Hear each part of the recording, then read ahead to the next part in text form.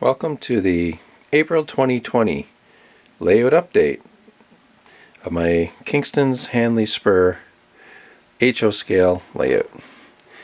The layout represents waterfront trackage of CN and CP reaching from the main lines down to Kingston's industrial waterfront.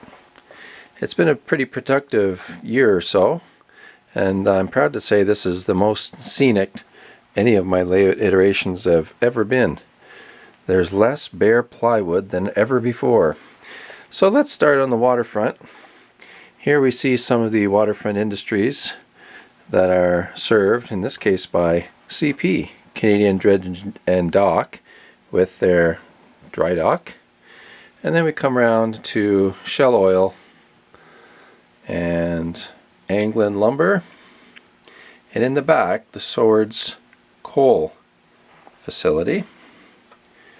There's Anglin Lumber, and also related to Anglin Lumber was some of the bulk fuel tank farms on the waterfront. The Imperial Oil, with its unique limestone warehouse, is served by CN, and these tanks here are served by CP.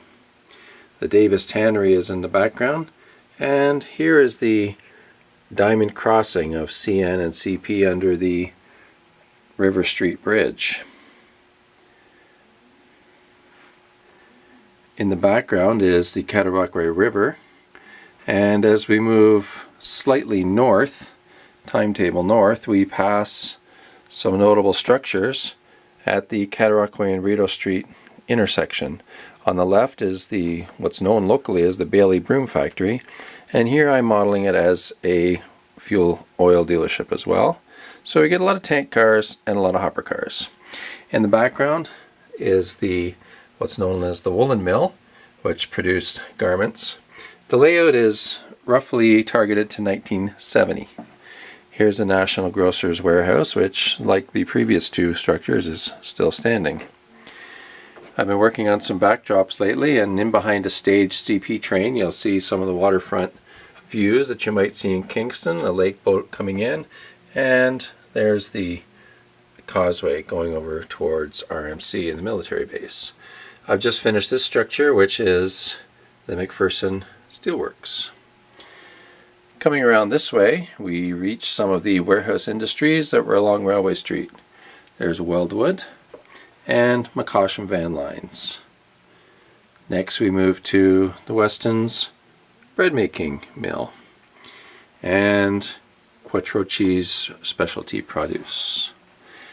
Then we follow up Montreal Street towards the outer station. Some of the street scenes there in the foreground, and some more steel business in the background. Then we'll pass CN's yard and a CN train stage there, and the Montreal Street outer station. And here's another view of some of those waterfront industries we talked about. These are served by CN, passing by the Bages Brewery, and this is the former Grand Trunk Freight House, still served by CN. So I hope you've enjoyed this tour and some of the work that's been going on over the past little while on the Hanley Spur layout. Until our next update, thanks for watching.